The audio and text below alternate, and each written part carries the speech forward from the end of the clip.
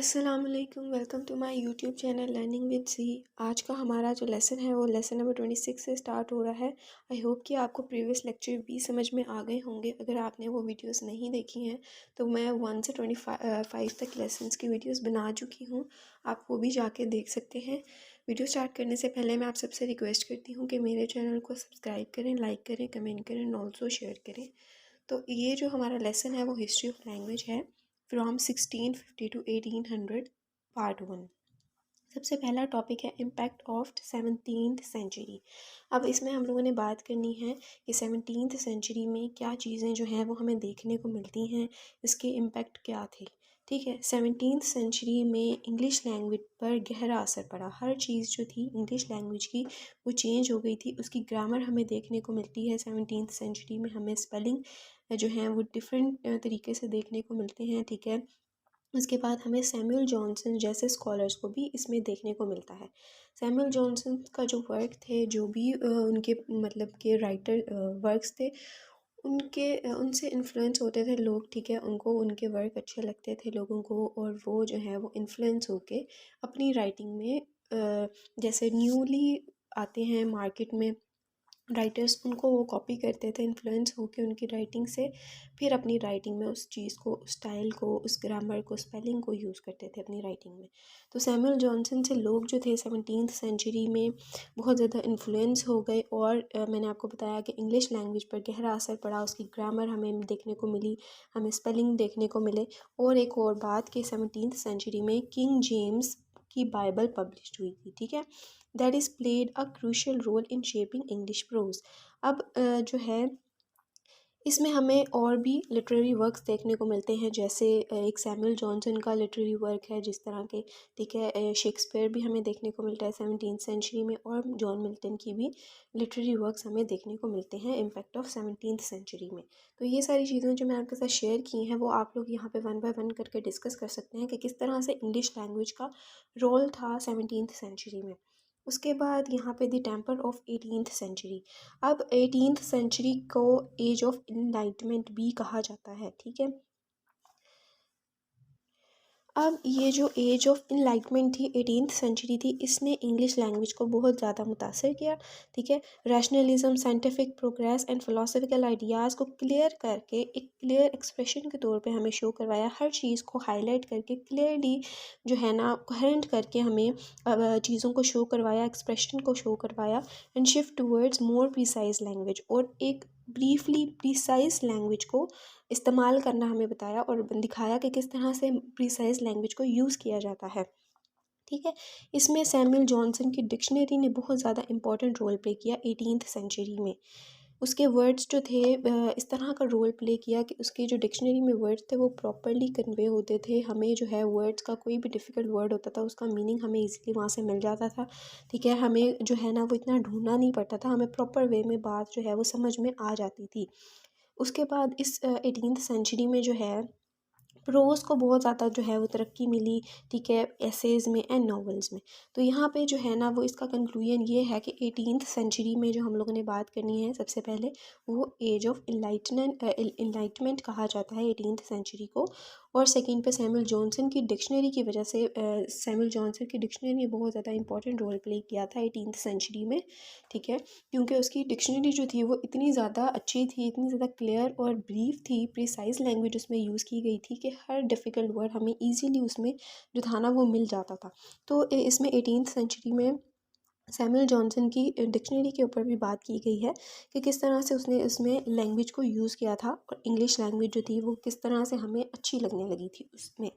ठीक है, उसके बाद अब है the problem of refining English language.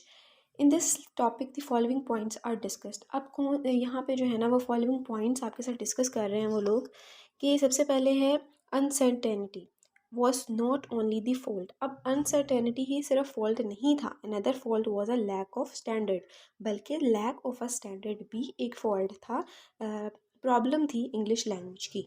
Second पे है the natural result of all this was. अब ये रिजल्ट हैं, कौन से रिजल्ट हैं वो देख लेते हैं। सबसे पहला पॉइंट है करप्शन। अब करप्शन का जो रिज़ल्ट था ना, वो एक देखने को हम लोगों को मिलता है, ठीक है। उसके बाद हमें अनचेक्ड लैंग्वेज देखने को मिलती है, ठीक है। थर्ड पे जो है वो लिमिट है कि लिमिट मीन्स के मातम करना, ठीक है। मातम किस चीज़ पे किया जा रहा था कि लैंग्वेज जो है वो गोइंग डाउन, नीचे की तरफ जो है वो लैंग्वेज देखने को मिल रही थी, नीचे की तरफ जा रही थी। जैसे मैंने आपको बताया था कि फ्रेंच जो थी वो इतनी ज़्यादा होने लग गई थी पॉपुलर, सारी ठीक है, हर जगह में फ्रेंच को जो है वो यूज़ किया जाने लगा था। तो इस वजह से जो है ना लैंग्वेज इंग्लिश जो थी वो बहुत ज़्यादा गोइंग डाउन, नीचे की तरफ आना शुरू हो गई थी। तो ये एक प्रॉब्लम फेस हुई। उसके बाद है the regretful backward glance and the good old days. तो यहाँ पे उन लोगों ने जो है ना वो रिज़ल्ट आपके साथ शेयर किए हैं, पॉइंट्स डिस्कस किए हैं कि किस वजह से जो है ना वो इंग्लिश को प्रॉब्लम्स फेस करनी पड़ी थी। तो नेक्स्ट हम लोग नीचे की तरफ आते हैं, the desire of to fix the language. अब ये एक डिज़ायर बन गई थी कि हमने फ़िक्स करना है, जैसे हमारी लैंग्वेज जो है वो नीचे की तरफ जा रही है, कोई भी उसे यूज़ नहीं कर रहा है इंग्लिश लैंग्वेज को। तो वो जो है अब लोगों की जो है ना ख्वाहिश बन गई थी कि इसको हम लोगों ने फ़िक्स करना है, ठीक है। तो Swift talk about fixing the language. Swift ने इसमें जो है ना वो रोल प्ले किया, वो बात करता था फिक्सिंग द लैंग्वेज के ऊपर, ठीक है। उसके बाद हम लोग आते हैं अपने नीचे टॉपिक की तरफ। लेसन नंबर 27 स्टार्ट हो रहा है नीचे से। History of English from 1650 to 1800, part 2 है अब ये पिछले लेसन का। इसमें जो है वो इटली एंड फ्रांस के बारे में बताया गया है, जो इतना इम्पोर्टेंट नहीं है। उसके बाद major aims of the French academy. अब यहाँ पे 3 एम्स, मेजर एम्स बताए हैं। To cleanse the language of impurities. अब लैंग्वेज को क्लेंजिंग करनी है, यानी कि आपने साफ़ सफाई करनी है लैंग्वेज ऑफ इम्प्योरिटीज़ की, both in writing and spoken language. दोनों राइटिंग एंड स्पोकन, जो हम बोलते हैं, जो हम लिखते हैं लैंग्वेज, दोनों की हम लोगों ने जो है ना वो क्लीनिंग करनी है। To establish a certain usage of word. अब हमने सर्टेन रखना है, इस्टेब्लिश करना है।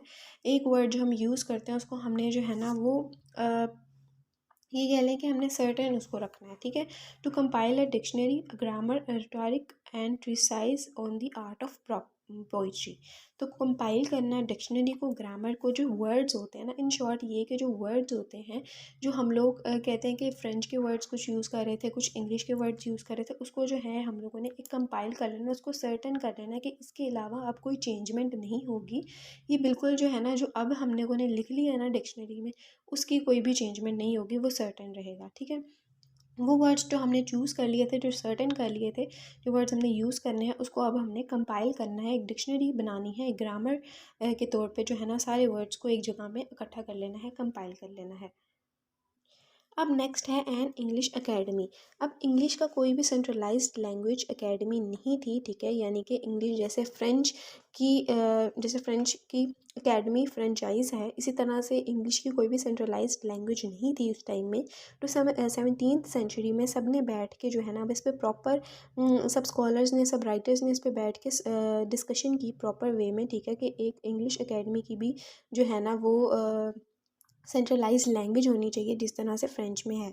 तो इसकी इस्टेब्लिशमेंट के लिए जो है ना वो उन्होंने इन शॉर्ट इस एक डिस्कशन की कि इस तरह से इसकी इंग्लिश एकेडमी भी होनी चाहिए जिस तरह फ्रेंच में है। तो इसके लिए उन्होंने 17th सेंचुरी में जॉन ड्राइडन ने इसको काफ़ी ज़्यादा सपोर्ट किया। इसी तरह के और भी इन्फ्लुएंशियल राइटर्स जो हैं, जो फिगर्स हैं, उन्होंने भी इस चीज़ को जो है ना वो सपोर्ट किया और प्रमोट किया। और इंग्लिश लैंग्वेज जो है वो इन राइटर्स और स्कॉलर्स की वजह से ही इतनी डेवलप हुई है, उनके थ्रू ही डेवलप हुई है। हमें जो चेंजमेंट्स देखने को मिलती हैं ग्रामर में, स्पेलिंग में, वो हमें इन राइटर्स की ही वजह से हमें देखने को मिलती हैं। जैसे जैसे ये वर्ड्स यूज़ करते थे अपनी राइटिंग में, तो उसके बाद जब लोग इसे पढ़ते थे और उससे जो है ना वो इन्फ्लुएंस हो के वो वर्ड्स अपने डेली लाइफ में या अपनी राइटिंग्स में यूज़ करते थे। तो इस वजह से जो है ना वो हमें इंग्लिश लैंग्वेज डेवलप देखने को मिलती है। नेक्स्ट है स्विफ्ट्स प्रपोजल। अब उसने जो है ना वो by the beginning of 18th century, beginning में 18th सेंचुरी की, स्विफ्ट ने एक जो है ना वो प्रपोजल लिखा था। प्रपोजल मीन एक लेटर लिखा था, जिसमें उसने a proposal for correcting, improving and ascertaining the English tongue. अब इसने ये प्रपोजल किस वजह से लिखा कि करेक्ट किया जाए ग्रामर को, ठीक है, इम्प्रूव किया जाए इंग्लिश टंग को इम्प्रूव किया जाए, जो इंग्लिश की जो राइटिंग है या स्पोकन फॉर्म में इंग्लिश बोली जाती है, तो उस चीज़ को जो है ना वो करेक्ट किया जाए। जो ग्रामर मिस्टेक्स हम लोग करते हैं, जो हम लोग फ्रेंच के वर्ड्स इसमें यूज़ करते थे, जो है हम लोग मतलब जो हमें जिसको जो अच्छा लगता था वो वर्ड्स को बोल देता था। तो इस चीज़ को जो है ना उन्होंने करेक्ट करने के लिए, इम्प्रूव करने के लिए ये प्रपोज़ल बेसिकली लिखा था स्विफ्ट्स ने। Objection to academy. अब यहाँ पे जो है ना कुछ लोगों ने, जैसे मैंने आपको बताया कि इंग्लिश लैंग्वेज की कोई भी एकेडमी नहीं थी, तो इसके वजह से बहुत से लोगों ने इसको ऑब्जेक्शन किया इसके ऊपर, ठीक है। और फिर जो है ना जॉन ड्राइडन ने इसको जो है वो सपोर्ट किया और इसके ऊपर प्रॉपर बात हुई, लेकिन फिर भी जो है वो खैर नहीं उसको प्रॉपर वे में बनाया गया। उसके बाद जॉनसन्स डिक्शनरी अ माइलस्टोन। अब ये जो है बेसिकली जॉनसन्स की एक डिक्शनरी है जो उसने लिखी थी, एक वर्क है आप कह लें कि उसने एक ये वर्क लिखा था, जॉनसन्स डिक्शनरी अ माइलस्टोन। ये पूरा वर्ड है। कुछ लोग जो हैं वो इसको अ माइलस्टोन भी कहते हैं, कुछ राइटर्स जो हैं वो इसको पूरा नाम नहीं लेते हैं, सिर्फ माइलस्टोन्स के नाम से भी जानते हैं।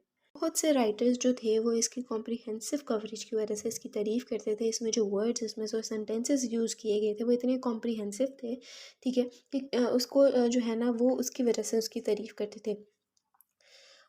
और जो क्रिटिक्स थे, जो क्रिटिक्स मीन्स के जो उसके पॉजिटिव और नेगेटिव एस्पेक्ट्स बताते हैं वर्क के, कोई राइटर जो वर्क लिखता है उसके पॉजिटिव एंड नेगेटिव एस्पेक्ट्स बताते हैं, उसको हम क्रिटिक्स कहते हैं। तो क्रिटिक्स जो थे वो इसको माइलस्टोन कहते थे। जिस तरह मैंने आपको पहले कहा है कि क्रिटिक्स एंड राइटर्स जो थे वो इसको माइलस्टोन के नाम से भी जानते हैं। इसके शेर के साइज़ और वेट की वजह से इसकी तारीफ़ की जाती थी, ठीक है।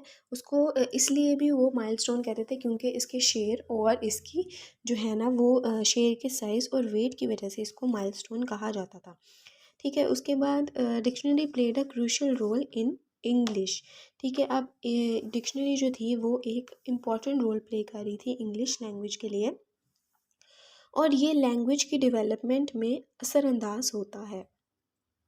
बेसिकली जो इंग्लिश की डेवलपमेंट है, जो भी वर्ड्स हमें देखने को मिलते हैं एक सही फॉर्म में, तो वो हमें बेसिकली राइटर्स एंड स्कॉलर्स की वजह से ही मिलते हैं। तो ये बेसिकली इंग्लिश की डेवलपमेंट है जो हमें डिक्शनरी में देखने को मिलती है, नए नए वर्ड्स। अब इन्होंने जो है ना जॉनसन्स ने कुछ डिफेक्ट्स एंड स्ट्रेंथ्स भी बताए हैं, तो वो अब हम लोग देख लेते हैं कि क्या डिफेक्ट्स भी थे। एक अच्छी चीज़ होती है किसी चीज़ से रिलेटेड, उनका वर्क अच्छा है, तो बुरी चीज़ भी उसमें जो है ना वो खामियां भी होती हैं, ठीक है। अच्छा वर्क होने के साथ साथ इसके अंदर कुछ खामियां भी होती हैं, ठीक है। एक्सपेक्ट क्या थे? Literary sources. अब सबसे पहला एक्सपेक्ट क्या था कि लिटरेरी सोर्सेज की वजह से जो है ना वो इसका डिफेक्ट उन्होंने बताया गया है इसको। सेंस के जो थे ना वो पर्सनल ओपिनियन है कि डेफिनेशंस को उसने बहुत ज़्यादा इन्फ्लुएंस किया और सब्जेक्टिविटी को इंट्रोड्यूस किया था अपनी डिक्शनरी में। तो हमें ये जो है वो नए वर्ड्स देखने को मिलते हैं, ठीक है, इसमें। और जो हमें जो पुराने वर्ड्स थे, जो पहले लोग बोलते थे, पहले के वर्ड्स थे, वो भी उसका रिकॉर्ड भी हमें इसमें जो है वो देखने को मिलता है। लेकिन फिर भी जो है इंग्लिश की डेवलपमेंट जो थी ना वो इम्पॉर्टेंट रोल प्ले किया इसकी डिक्शनरी ने। तो बहरहाल इसके जो डिफेक्ट्स थे वो भी जैसे किसी में खामियां हैं तो इसमें जो है वो डिफेक्ट भी होते हैं, तो उन्होंने जो है ना वो बहरहाल आपको जो है ना वो थोड़ा बहुत ना बता दिया कि इसमें कुछ डिफेक्ट भी थे, लेकिन फिर भी उसने जो है ना वो अच्छा रोल प्ले किया था इसकी डिक्शनरी ने, ठीक है। उसके बाद जो है इसकी स्ट्रेंथ्स पे बात करते हैं कि इसमें जो है ना एक बेसिकली आपको मेरिट्स एंड डीमेरिट्स बताए गए हैं इसकी जॉनसन्स की डिक्शनरी के बारे में। तो डिफेक्ट्स मैंने आपको बता दिए कि इसमें कौन सी खामियां थी, और स्ट्रेंथ जिस तरह मैंने आपको बताया था कि इसका जो वर्ड थे वो कॉम्प्रिहेंसिव थे, ठीक है, सिस्टमेटिक अप्रोच थी। अब यहाँ पे जो है ना हर चीज़ जो है हमें इसमें देखने को मिलती है, जैसे डेफिनेशंस देखने को मिलती हैं, एग्जांपल्स देखने को मिलती हैं ज़्यादा से ज़्यादा, ठीक है। एक वाइड रेंज के वर्ड्स जो थे ना वो इसने जॉनसन्स ने अपनी डिक्शनरी में कवर किए थे, ठीक है, जिसमें हमें स्पेलिंग जो है ना प्रॉपर देखने को मिलते हैं। यानी कि अगर हम कोई स्पेलिंग में कंफ्यूज हैं, हमें समझ में नहीं आ रहा किसकी क्या स्पेलिंग है, तो हम लोग जॉनसन्स की डिक्शनरी के थ्रू देख सकते थे कि कौन से प्रॉपर जो स्पेलिंग थे, करेक्ट स्पेलिंग जो थे ना वो कौन से थे, और इसका इस्तेमाल जो था ना वो कहाँ कहाँ पे इस वर्ड्स को यूज़ किया जा सकता था उनके सेंटेंसेस के थ्रू। जिस तरह हम देखते हैं कि एक वर्ड को किस सेंटेंसेस में, किस तरह के सेंटेंसेस में हम यूज़ करते हैं, तो ये सारी चीज़ें जो थी ना वो हमें, जैसे डिक्शनरी होती है जिसमें हमें वर्ड मिल जाता है, उसका मीनिंग मिल जाता है, उसकी डेफिनेशन मिल जाती है, उसकी एग्जाम्पल मिल जाती है, तो इसी तरह से जॉनसन्स ने भी एक डिक्शनरी बनाई थी जिसमें हमें ये सारी चीज़ें जो हैं वो देखने को मिलती थी। जो वर्ड्स पहले यूज़ किए जाते थे वो भी हमें इसकी डिक्शनरी में देखने को मिलते थे। एज अ रिकॉर्ड उनको रखा गया था कि पहले वर्ड्स जो थे वो किस तरह से लोग यूज़ करते थे और अब इस वर्ड को चेंज करके कौन सा वर्ड जो है वो यूज़ किया जाता था, वो भी सारा जो है ना हमें इसमें देखने को मिल जाता था। तो एनीवेज़ अब हम लोग आते हैं लेसन नंबर 28 की तरफ। अब ये भी जो है वो हिस्ट्री ऑफ लैंग्वेज है, ये पार्ट 3 है, दी 18th सेंचुरी ग्रामेरियंस। अब ग्रामेरियंस में हम लोगों ने बात करनी है 18th सेंचुरी के कि कौन कौन से जो है ना वो ग्रामेरियंस थे। तो इसके ऊपर जो है ना वो 18th सेंचुरी के जो ग्रामेरियंस थे उन्होंने इंग्लिश लैंग्वेज को बेसिकली शेप किया था और उसका स्ट्रक्चर एक प्रॉपर वे में बनाया था कि किस तरह से इंग्लिश लैंग्वेज को जो है ना वो यूज़ किया जाएगा, किस तरह से उसका स्ट्रक्चर जो है वो यूज़ किया जाएगा, किस तरह से उसको शेप किया गया। वो सारी चीज़ें जो हैं वो हमें 18th सेंचुरी में बेसिकली देखने को मिलती हैं। अब इस 18th सेंचुरी में हम लोग को रॉबर्ट लूथ्स एक राइटर है जिसका वर्क देखने को मिलता है, a short into the into introduction sorry a short introduction to English grammar, जिसमें हमें सेंटेक्स देखने को मिलता है, टाइप देखने को मिलती है, कौन से वर्ड्स जो हैं उसका स्टाइल क्या है वो देखने को मिलता है। इस चीज़ पे जो था ना उनका एम्फेसाइज था, उनका जो है ना वो फोकस था रॉबर्ट लूथ्स का। इस वर्क में उनका जो फोकस बेसिकली था वो सेंटेक्स के ऊपर था और उसके स्टाइल के ऊपर था, वर्ड्स के। तो एक ये ग्रामेरियन का आप यहाँ पे डिस्कस कर सकते हैं। सेकंड पे है मुरे। अब मुरे जो है वो इंग्लिश ग्रामर जो है वो किस तरह से यूज़ की जाती है, किस तरह से वर्ड्स को प्रॉपर्ली अरेंज किया जाता है, उस चीज़ के ऊपर जो है ना वो मुरे ने डिस्कशन की है, उसको जो है वो बताया है। और इंग्लैंड और यूनाइटेड स्टेट में किस तरह से इंग्लिश ग्रामर को यूज़ किया गया, इस चीज़ के बारे में उसने बताया है अपनी राइटिंग में। ठीक है। And influence the teaching of English grammar for generation. तो ये सारी चीज़ें जो थी वो 18th सेंचुरी के ग्रामेरियंस ने की थी। जो दो ग्रामेरियंस हैं, एक रॉबर्ट लूथ्स एंड एक मूरे। तो इन दोनों को मैंने आपको बताया कि इन दोनों का क्या वर्क था, इन्होंने अपनी राइटिंग में किस तरह से इंग्लिश ग्रामर को जो है वो डिफ़ाइन किया है। तो आई होप कि आपको यहाँ तक जो है वो समझ में आ गया होगा। Confusion and issues related to division in stages. अब यहाँ पे कन्फ्यूजन और इश्यूज़ के ऊपर बात की गई है कि overall 18th century grammarians followed. अब क्या चीज़ जो है वो फॉलो करते थे, अब perspective tradition of grammar not considering the usage. अब ये जो दो चीज़ें हैं वो ग्रामेरियंस यूज़ करते थे। अब the aims of the grammarians, aims क्या थे, क्या उनका ऑब्जेक्टिव था, उनका फोकस क्या था ग्रामेरियंस का, कि किस तरह मतलब कि ग्रामर को यूज़ किया जाए, उनका क्या फोकस था। The aims were to codify the principles of the language and reduce it to rule. Codify होता है अरेंजमेंट करना, ठीक है। तो किस तरह से अरेंजमेंट की जाए लैंग्वेज की और किस तरह से रूल्स को जो है ना वो रिड्यूस किया जाए। तो फर्स्ट एम उनका ये था। Settle disputed points and decide cases of divided usage. तो सेटलमेंट की जाए पॉइंट्स की और डिसाइड किया जाए कि कौन सी एंड डिवीजन की जाए, ठीक है, एक तरह से डिसाइड किया जाए कि किस तरह से इसको यूज़ करना है। थर्ड पॉइंट है पॉइंट आउट कॉमन एरर्स और what were suppose to be errors and thus correct and improve the language. अब पॉइंट आउट करना है जो एरर्स हैं, जो जो चीज़ें हमें गलत लग रही हैं उस चीज़ को है ना वो हमने पॉइंट आउट करना है और उसको हमने निकालना है, करेक्ट करना है और इम्प्रूव करनी है अपनी लैंग्वेज। ये 3 पॉइंट्स जो थे ना वो एम्स थे बेसिकली ग्रामेरियंस के, जो मैंने आपके साथ डिस्कस किए हैं। ये भी आई होप कि आपको समझ में आ गए होंगे।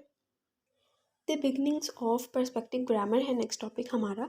तो इसमें बेसिकली वो बात कर रहे हैं कि जो ग्रामेरियंस थे वो इस तरह की राइटिंग करते थे, इस तरह से लिखते थे या फिर वो इस तरह से प्रोस्क्राइब करते थे। मीन्स ये कि जो चीज़ें वो फाइंड करते थे अपनी राइटिंग में, जिस चीज़ के बारे में डिस्कशन करते थे, वो ऐसा लगता था कि उनका एम है, एक पर्पस उनका शो होता था उनकी राइटिंग में, ठीक है। ये कह लें आप कि यहाँ पे एक वर्ड लिखा है प्रिस्क्राइब, मीन्स जो डिफ़ाइन करते थे, जो चीज़ें लिखते थे अपनी राइटिंग में। और प्रोस्क्राइब कहते हैं जो चीज़ वो फाइंड करते थे, जो चीज़ वो ढूंढते थे और अपनी राइटिंग में लिखते थे, वो ऐसा लगता था कि जैसे उनका वो पर्पस हो, उनका एम हो, ठीक है। आज के बुक्स के जो कन्वेंशंस हैं वो भी सबसे पहले इसी दौर में, इसी सेंचुरी में यूज़ किए गए थे। 18th सेंचुरी में ही इसको यूज़ किया गया था। अब बेसिकली जो ग्रामर की बिगनिंग है वो रेनेसांस पीरियड में हुई थी, जब हर चीज़ जो है वो चेंज हो गई थी, डेवलप हो गई थी, जिसकी वजह से लोगों में जो है वो इंटरेस्ट पैदा हो रहा था कि किस तरह से हम ग्रामर को बेहतरीन बना सकते हैं, किस तरह से हम वर्ड्स को प्रोनाउंस कर सकते हैं, हमारी ग्रामर में कौन कौन से वर्ड्स हैं। तो ये सारी चीज़ें जो थी ना, लोगों में अंदर जो है ना वो रेनेसांस की पीरियड में इंटरेस्ट पैदा हो गया था। ठीक है, जब ग्रामर आई थी तो वो ग्रामर को जो है ना वो रीड आउट करने लग गए थे, उसके बारे में स्टडी करना शुरू हो गए थे। बहुत सारे नोटेबल फिगर्स थे जिन्होंने ग्रामर की डेवलपमेंट के लिए उसमें जो है ना हेल्प किया। ठीक है, उसकी डेवलपमेंट के लिए उसमें काम किया। बहुत सारे नोटेबल फिगर्स इसमें 18th सेंचुरी में जो है ना वो थे, लाइक विलियम लिली, रॉबर्ट लूथ, और इसी तरह के और भी ग्रामेरियंस थे। और ये जो ग्रामेरियंस थे जिनका मैंने आपका साथ नाम लिया है, विलियम लिली, रॉबर्ट लूथ, ये जो थे ना उनका मेन फोकस जो था वो इस चीज़ पे था। एक तो अरेंजमेंट ऑफ रूल्स पर था। ठीक है, हर चीज़ जो है वो प्रॉपर लैंग्वेज को अरेंज किया जाए। सेकंड पे उनका जो मेन फोकस था वो प्रॉपर लैंग्वेज यूसेज पे था कि किस तरह से लैंग्वेज को जो है वो यूज़ करना है, किस तरह से वर्ड्स को जो है वो प्रोनाउंस किया जाना चाहिए। तो ये सारी चीज़ें जो हैं वो आपकी बिगनिंग्स ऑफ पर्सपेक्टिव ग्रामर में आती हैं, जो मैंने अभी आपके साथ शेयर की है। उसके बाद हम लोग आते हैं, अब यहाँ पे प्रॉब्लम्स ऑफ पर्सपेक्टिव ग्रामर है। अब यहाँ पे जैसे आपको मैंने पर्सपेक्टिव ग्रामर बताई है, इसी तरह से बहुत सी प्रॉब्लम्स जो थी वो ग्रामर में हमें देखने को मिलती थी। सही तरह से लोग जो हैं वो वर्ड्स को प्रोनाउंस नहीं करते थे। ठीक है, ग्रामर को जो है वो गलत इस्तेमाल करते थे। तो बेसिकली राइटर्स का एम भी यही था कि किस तरह से लैंग्वेज का जो यूसेज है वो उनका एम था बेसिकली, और उनकी अरेंजमेंट जो थी वो उसको फोकस नहीं कर पा रहे थे लोग, और कुछ राइटर्स जो हैं वो उसको ठीक तरह से यूज़ नहीं कर पा रहे थे। अब यहाँ पे अटेम्प्ट्स टू रिफॉर्म वोकेबलरी। अब जब प्रॉब्लम्स हम देखने को मिलती हैं कि किस तरह से प्रॉब्लम फेस करनी पड़ी हैं, तो इसी तरह से अब नेक्स्ट टॉपिक में आपको बताया गया कि किस तरह से रिफॉर्म किया गया, किस तरह से हमने वोकेबलरी को जो है ना वो बेहतरीन बनाया है। ठीक है, उसके बाद every felt competent, every one prescribed and every one proscribed. तो यहाँ पे मैंने जैसे आपको बताया था कि किस तरह से जो है ना प्रिस्क्राइब मीन्स कि किस तरह से हम राइटर्स जो हैं वो लिखते हैं, और किस तरह से वो फाइंड करते हैं, किस तरह से अपनी राइटिंग में चीज़ों को लिखते हैं। वो सारी चीज़ें जो है ना कुछ राइटर्स को समझ में नहीं आ रही थी, और वो उस चीज़ को ना ये कह लें कि कंफ्यूज थे उस चीज़ के लिखने में। तो ये सारी चीज़ें जो हैं वो आहिस्ता आहिस्ता करके डेवलप हुई, सही तरह से यूज़ की जाने लगी। तो यहाँ पे आप लोगों को नीचे जो है ना वो आपको वर्ड्स देखने को मिल जाएंगे जिस तरह वो पहले यूज़ करते थे वर्ड्स। ठीक है, उसके बाद हम लोग नीचे आते हैं लेसन नंबर 29 की तरफ। हिस्ट्री ऑफ इंग्लिश लैंग्वेज है, ये भी पार्ट 4 है। अब इसमें जो है ना वो nature of 18th century concerns हैं। अब इस टॉपिक में बेसिकली हम लोगों ने 18th सेंचुरी को ओवरऑल डिस्कस करना है। ये ऐसा कंक्लूजन जो है वो आपको बताया जा रहा है कि किस तरह से, जैसे मैंने आपको बताया कि 18th सेंचुरी में हमें क्या क्या देखने को मिलते हैं, वेरियस फैक्टर्स देखने को मिलते हैं। एज ऑफ इनलाइटमेंट कहा जाता है 18th सेंचुरी को, और जो इनका एम्फोसाइज था वो रीज़न के ऊपर था। 18th सेंचुरी के लोग जो थे वो जो है वो रीज़न बेस्ड बात को ट्रू मानते थे, फैक्ट बेस्ड बात को जो है ना वो ट्रू मानते थे। कहते थे कि हमें अपनी राइटिंग में जो है ना वो रीज़न बेस्ड चीज़ें ही मिलनी चाहिए। ठीक है, कोई भी फेक जैसे जो है ना वो यूज़ करता था राइटिंग, तो उसको जो है वो अच्छा कंसीडर नहीं करते थे। उनको हर चीज़ जो थी ना वो रीज़न बेस्ड चाहिए थी।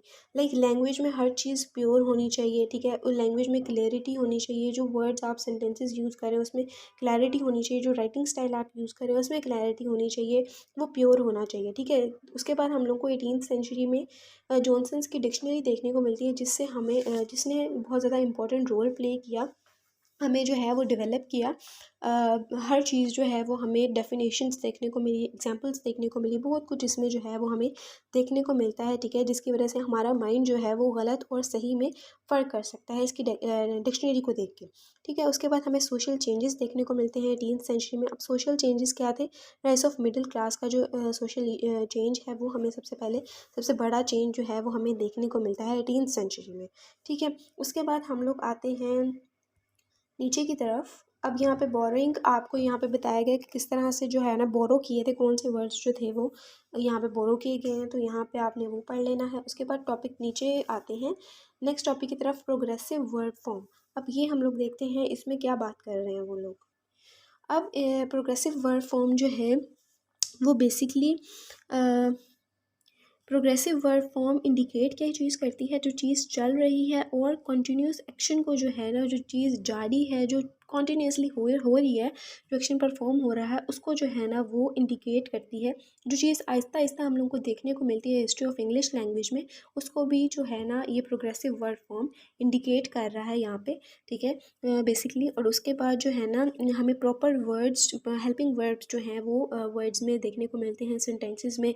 जिस तरह से प्रेजेंट, पास्ट, कॉन्टीन्यूस में कौन सा हेल्पिंग वर्ब है, ठीक है, पास्ट में कॉन्टीन्यूस में कौन सा हेल्पिंग वर्ब है, परफेक्ट में कौन सा हेल्पिंग वर्ब है। तो ये सारे जो हेल्पिंग वर्ब हैं वो हम लोगों को प्रोग्रेसिव वर्ब फॉर्म्स में देखने को मिलते हैं। ये सारे जो फॉर्म्स हैं वर्ब की वो हमें बेसिकली इसमें देखने को मिलती हैं, ठीक है। जिस तरह से ओल्ड इंग्लिश में डिफरेंट इसके वेज बनाए गए, मिडल इंग्लिश में ये हमें प्रॉपर वे में देखने को मिलती है, इसकी हेल्पिंग वर्ब प्रॉपर वे में हमें नज़र आने लगे, ठीक है। जैसे लाइक आई एम राइटिंग और दे वर सिंगिंग। अब ये आई एम जो है वो एक हेल्पिंग वर्ब है, ये हमें देखने को मिलता है प्रॉपर वे में। दे वर सिंगिंग, तो दे वर जो है वर्ड जो है वो हेल्पिंग वर्ब है, वो हमें प्रॉपर वे में देखने को मिलता है कि किस तरह से, कहाँ पे इसको एडजस्ट करना चाहिए और किस तरह से बात का मतलब जो है ना, मीनिंग जो प्रॉपर बनना चाहिए वो किस तरह से जो है वो बनना चाहिए। अब जो प्रोग्रेसिव वर्ब फॉर्म है वो कॉन्टीन्यूसली जो है ना वो वर्किंग पे थी, वो जो है ना मुसलसल कह लें कि आपको बन रही थी। हर चीज़ जो है ना वो अरेंजमेंट हो रही थी, हर चीज़ की जो है ना वो प्रॉपर वे में उसका मीनिंग कन्वे हो रहा था, ठीक है। हर चीज़ जो थी ना जहाँ पे सूट कर रही थी, जहाँ पे लग रहा था कि मीनिंग इसका ये होना चाहिए, जिस तरह से हम लोग कहते हैं कि आई एम राइटिंग, तो ये हम समझ आती थी कि मैं लिख रहा हूँ। तो ये एक प्रॉपर मीनिंग जो थी उसकी अरेंजमेंट चल रही थी। लेकिन प्रॉपर जो है ना प्रॉपरली हमें जब इस्टेब्लिश हो गई, तो वो 18th सेंचुरी थी जब ये प्रॉपरली एस्टैब्लिश होके हमें मिली, डेवलप होके हमें मिली, जब समझ आने लगा कि इस बात का ये मतलब है, जब सब जो है ना हर चीज़ की अरेंजमेंट प्रॉपरली हो चुकी थी। उसके बाद प्रोग्रेसिव पैसिव है, इसी तरह से जैसे मैंने आपको बताया वर्ब फॉर्म है, इसी तरह से प्रोग्रेसिव पैसिव भी है। उसके बाद समरी ऑफ करेक्टरिस्टिक्स, इसमें भी आप लोगों ने जो है ना वो कंक्लूजन लिख लेनी है सारी चैप्टर की, जो मैंने आपके साथ पिछले जो है ना टॉपिक्स में डिस्कस की है। उसके बाद आते हैं लेसन नंबर 30 की तरफ, इंट्रोडक्शन टू मॉडर्न इंग्लिश। अब जो है ना 18th सेंचुरी चली गई है, अब 19th सेंचुरी आ गई है, जिसको हम लोग मॉडर्न इंग्लिश कहते हैं, जिसको हम लोग जो है ना वो हर चीज़ जैसे आज के दौर में इंग्लिश बोली जाती है, उसको हम लोग बेसिकली मॉडर्न इंग्लिश ही कहेंगे, जो आज कॉन्टीन्यूसली चलती हुई आ रही है, ठीक है। अब यहाँ पे मॉडर्न इंग्लिश के बारे में बात कर लेते हैं। सबसे पहला टॉपिक है influences on the English in the 19th and 20th century. अब 19 एंड 20th सेंचुरी के जो है ना इंग्लिश के बारे में हम लोगों ने बात करनी है बेसिकली, कि 19th सेंचुरी में हमें क्या चीज़, अब आपने ये बड़ी गौर से सुनना है कि 19th एंड 20th सेंचुरी में अलग अलग आपको बताऊंगी क्या चीज़ें जो है ना इंग्लिश की हमें देखने को मिलती हैं, किस तरह से हम मॉडर्न टाइम पीरियड आ गया, अब किस तरह से हमें हर चीज़ जो है ना वो चेंज मिलती है। 19th सेंचुरी में हमें इंडस्ट्रियल रेवोल्यूशन मिलता है, जिसमें हर चीज़ जो थी ना वो न्यू हो गई थी, ठीक है। इंडस्ट्रियलाइजेशन इंट्रोड्यूस, न्यू वोकेबलरी जो थी वो इंट्रोड्यूस हो गई थी related to machinery, manufacturing and urbanisation. ये सारी चीज़ें जहाँ पे जो वर्ड्स मशीनरी के तौर पे यूज़ होते हैं, जो वर्ड्स मैन्युफैक्चरिंग के टाइम पे यूज़ होते हैं, ठीक है, वो सारे वर्ड जो थे वो रेनोवेट हो गए थे, वो सारे जो थे ना वो हमें न्यू देखने को मिलते हैं, न्यू वोकेबलरी उसमें देखने को मिलती है, ठीक है। उसके बाद कॉलोनियल एक्सप्रेशन हमें देखने को मिलता है, जिसमें हमें वर्ड्स के और सेंटेंसेस के एक्सप्रेशंस देखने को मिलते हैं, क्लियर वे देखने को मिलता है, क्लियर मीनिंग देखने को मिलता है। लाइक यही कि एक्सप्रेशंस हम लोग को वर्ड्स के देखने को मिलते हैं वेरियस रीजन्स के, ठीक है। उसके बाद हमें लिटरेरी कंट्रीब्यूशंस मिलती हैं। लिटरेरी कंट्रीब्यूशंस मीन्स कि किस तरह के कौन से राइटर्स जो थे उन्होंने लिटरेरी वर्क इसमें किया था 19th सेंचुरी में। Authors like Charles Dickens and Jane Austen and Charles Dickens ने 19th सेंचुरी में जो है ना वो इम्पॉर्टेंट रोल प्ले किया था, अपनी राइटिंग को जो है ना राइटिंग के थ्रू बताया था कि कौन सी जो राइटिंग है वो यूज़ की जाती है मॉडर्न टाइम में, कौन सी इंग्लिश को जो है ना वो यूज़ की जाती है, ठीक है। हर चीज़ जो थी ना वो स्टाइल कौन सा यूज़ किया जाता है मॉडर्न टाइम में, जो भी ग्रामर यूज़ की जाती है, वोकेबलरी यूज़ की जाती है, स्पेलिंग यूज़ किया जाता है, वो सारी चीज़ें जो है ना वो इन दो राइटर्स ने, और भी इसी तरह के और भी हैं, इन दो राइटर्स का यहाँ पे आपने नाम याद रखना है बहरहाल, कि इन दो राइटर्स ने जो है ना बहुत अच्छा रोल प्ले किया 19th सेंचुरी में, ठीक है।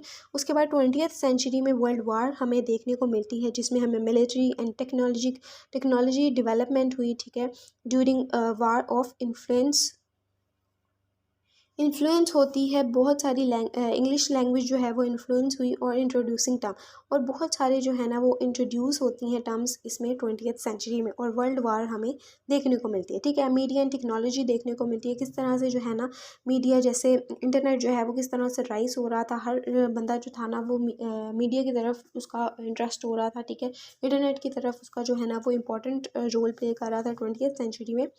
राइस ऑफ रेडियो हमें देखने को मिलता है कि कोई भी चीज़ जो हम लोग टेलीविज़न, अगर हमारी लाइट नहीं आ रही तो हमें जो है ना वो रेडियो पे देखने को मिल जाता है। अगर किसी के पास टेलीविज़न नहीं है तो हम रेडियो पे उसको सुन सकते हैं। इसके बाद हम लोग जो है ना वो टेलीविज़न पे देख सकते हैं जो चीज़ हो रही है बाहर, इन्वायरमेंट किस तरह का है, वेदर किस तरह का है, वो सारी चीज़ें जो हैं वो हमें टेलीविज़न पे देखने को मिली। हर चीज़ जो थी वो एडवांस हो रही थी। ठीक है, इंटरनेट हम लोगों को देखने को मिलता है जिसके थ्रू हमें न्यू वर्ड्स देखने को मिलते हैं एंड फ्रेजेस देखने को मिलते हैं इनटू एवरीडे लैंग्वेज में। ठीक है, उसके बाद कल्चरल मूवमेंट देखने को मिलते हैं, ग्लोबलाइजेशन देखने को मिलती है, ये सारी चीज़ें जो है वो हमें 20th सेंचुरी में देखने को मिलती हैं। The impact of science. अब नेक्स्ट टॉपिक की तरफ आते हैं। आई होप कि आपको 19 एंड 20th सेंचुरी सारा समझ में आ गया होगा कि क्या चीज़ें जो है ना, मैंने जो आपके साथ पॉइंट डिस्कस किए हैं वो पॉइंट्स आपने बेसिकली याद रखने के, कौन कौन से पॉइंट्स जो हैं वो कहाँ कहाँ कौन सी सेंचुरी में आपने यूज़ करने हैं। ठीक है, उसके बाद इम्पैक्ट ऑफ साइंस के बारे में हम लोग बात करने लगे थे। इसमें जो थी वोकेबलरी, टर्मिनोलॉजी एंड कम्युनिकेशन, ये सारी चीज़ें जो थी ना वो चेंज हो गई थी। ठीक है, इसका जो था ना एक इम्पैक्ट हो रहा था साइंस के ऊपर। ठीक है, जिसमें वोकेबलरी मिलती है, vocabulary like biology, chemistry, physics जैसे वर्ड्स हम लोगों को देखने को मिले थे। ठीक है, साइंस में ये सारे साइंस के वर्ड्स हैं जो तो ये हमें वोकेबलरी में, ग्रामर में जो है ना यूज़ करने का, कहाँ पे बायोलॉजी का क्या मतलब है, केमिस्ट्री का क्या मतलब है, फिज़िक्स का क्या मतलब है, इसके कौन से जो है ना टॉपिक्स होने चाहिए इसके अंदर, ये सारी चीज़ें जो है ना वो हमें मॉडर्न लैंग्वेज, मॉडर्न टाइम में, मॉडर्न सेंचुरी में देखने को मिलती हैं। ठीक है, उसके बाद आते हैं हम लोग नीचे की तरफ। The impact of media on modern language. अब इम्पैक्ट ऑफ मॉडर्न लैंग्वेज पे क्या पड़ता है मीडिया का। तो मीडिया जो है वो इम्पॉर्टेंट रोल प्ले कर रहा है आज के टाइम में भी, और 20th सेंचुरी में भी, 19th सेंचुरी में भी ये इम्पॉर्टेंट रोल प्ले कर रहा था कि हर चीज़ जो है वो हमें मीडिया के थ्रू पता चल जाती है। कोई बैड न्यूज़ हो, कोई गुड न्यूज़ हो, तो हम मीडिया के थ्रू जो है ना वो सुन सकते हैं कि क्या चीज़ जो है ना चल रही है बाहर। ठीक है, कॉमन वोकेबलरी ऑफ ब्रॉडकास्टिंग। अब यहाँ पे जो है ना वो आपके साथ एब्रीविएशंस शेयर की गई हैं। The world war and there impact on English. अब वर्ल्ड वार जो है ना उसके बारे में आपको बताया है। ठीक है, एंड देयर इम्पैक्ट, और इसका इम्पैक्ट क्या था इंग्लिश लैंग्वेज पे। जैसे मैंने आपको पहले बताया है कि world war military and technology जो थी ना वो वर्ल्ड वार की वजह से डेवलप हुई थी। ठीक है, ड्यूरिंग वर्ल्ड वार ही ये डेवलप होना शुरू हो गई थी। टेक्नोलॉजी एंड मिलिट्री दोनों चीज़ें जो थी ना वो ड्यूरिंग वर्ल्ड वार ही डेवलप हो गई थी। हर चीज़ जो थी वो बाद में फिर जो है ना इसका इम्पैक्ट ये पड़ा वर्ल्ड वार का कि उसकी जो चीज़ें थी वो लैंग्वेज थी जो इंग्लिश की वो डेवलप हो गई। ठीक है, जिस तरह मिलिट्री एंड टेक्नोलॉजी डेवलप हुई थी ड्यूरिंग वर्ल्ड वार, इसी तरह जो थी ना बाद में वर्ल्ड वार के इंग्लिश लैंग्वेज भी डेवलप हो गई। अब है English a reflection of modern time. अब मॉडर्न टाइम मीन्स कि आज का जो टाइम हमारा चल रहा है वो भी मॉडर्न टाइम ही है। ठीक है, जिसमें हमें टेक्नोलॉजी एंड इनोवेशन देखने को मिलती है। ठीक है, हर चीज़ जो थी ना वो टेक्नोलॉजी किस तरह से हमें देखने को मिलती है, किस तरह से इम्प्रूव हो रही है, किस तरह से करेक्ट हो रही है। हर चीज़ जो है वो न्यू न्यू आ रही है। ठीक है, एक दिन होता नहीं है, सेकेंड डे हमें कोई और न्यू चीज़ देखने को मिल जाती है। तो इसी तरह से हर चीज़ जो है ना वो न्यू टेक्नोलॉजी हमें देखने को मिलती है। स्मार्टफोन्स आ गए हैं मॉडर्न टाइम में, सोशल मीडिया हमें देखने को मिल गया मॉडर्न टाइम में। ठीक है, ग्लोबलाइजेशन हमें देखने को मिलती है मॉडर्न टाइम में। ग्लोबलाइजेशन में क्या है कि इंग्लिश में कम्युनिकेशन जैसे हम लोग करते हैं। ठीक है, पूरी कंट्री में हम लोग किसी भी पर्सन के साथ जो है ना वो कम्युनिकेशन कर सकते हैं। एज अ बिज़नेस अगर हम लोग कम्युनिकेशन कर रहे हैं किसी के साथ, तो वो भी हम ग्लोबलाइजेशन में आता है कि किस तरह से हम कम्युनिकेशन करते हैं इंग्लिश में। ठीक है, एजुकेशन में हम किस तरह से, एजुकेशन सिस्टम्स में हम लोग किस तरह से जो है ना वो कम्युनिकेशन करते हैं इंग्लिश में, वो किस तरह से जो है ना वो इंग्लिश पॉपुलर हो गई है पूरी वर्ल्ड में, कि हर कोई जो है ना वो इंग्लिश को सीखना चाहता है, बोलना चाहता है। ठीक है, अब रैपिड कम्युनिकेशन लाइक स्मार्टफ़ोन, अब जल्दी जल्दी से कम्युनिकेशन का क्या मतलब है। रैपिड कम्युनिकेशन लाइक स्मार्टफ़ोन पे अगर हमने किसी को इमरजेंसी में कॉल करनी है या फिर कोई मैसेज करना है, लाइक हम अपने फ्रेंड्स को जो है वो बताना चाह रहे हैं कि हमने आज सुबह यूनिवर्सिटी से ऑफ़ करना है, तो हम लोग जो है ना वो रैपिड कम्युनिकेशन को यूज़ करेंगे। स्मार्टफ़ोन पे एक मैसेज करेंगे कि हम लोग जो है वो सुबह नहीं आ सकते हैं। तो this is the rapid communication, ठीक है। एनवायरमेंटल अवेयरनेस मीन्स कि क्लाइमेट जिस तरह से चेंज होता है उसी तरह से डेवलपमेंट होती है लैंग्वेज की। तो इसमें जो है ना मॉडर्न टाइम में हमें ये सारी चीज़ें देखने को मिलती हैं। सबसे पहला पॉइंट मैंने आपको बताया है टेक्नोलॉजी एंड इनोवेशन का, जिसमें हमें टेक्नोलॉजी जो है वो नई नई टेक्नोलॉजीज़ देखने को मिलती हैं, स्मार्टफोन, सोशल मीडिया देखने को मिलता है। ग्लोबलाइजेशन में मैंने आपको बताया कि कम्युनिकेशन की जाती है इंग्लिश में, ठीक है, बिजनेस से रिलेटेड या फिर एजुकेशन सिस्टम्स में। रैपिड कम्युनिकेशन में मैंने आपको बताया कि स्मार्टफोन के थ्रू हम लोग रैपिड कम्युनिकेशन कर सकते हैं, ठीक है। उसके बाद इन्वायरमेंटल अवेयरनेस में मैंने आपको बताया कि क्लाइमेट के चेंज हो तो हर लैंग्वेज जो है वो डेवलप होती है, ठीक है। इन्वायरमेंट अवेयरनेस में इस चीज़ के बारे में जो है वो डिस्कस किया गया है। आई होप कि आपको लेसन नंबर 30 तक सारा समझ में आ गया होगा। अगर फिर भी आपको कोई भी बात की कन्फ्यूजन है, ये समझ में नहीं आ रहा है, तो आप लोग जो हैं वो अगेन मुझसे पूछ सकते हैं कमेंट सेक्शन में, मैं आपको और डीपली डिफ़ाइन कर दूँगी। मिलते हैं अपनी नेक्स्ट वीडियो में इंशाल्लाह। अल्लाह हाफ़िज़।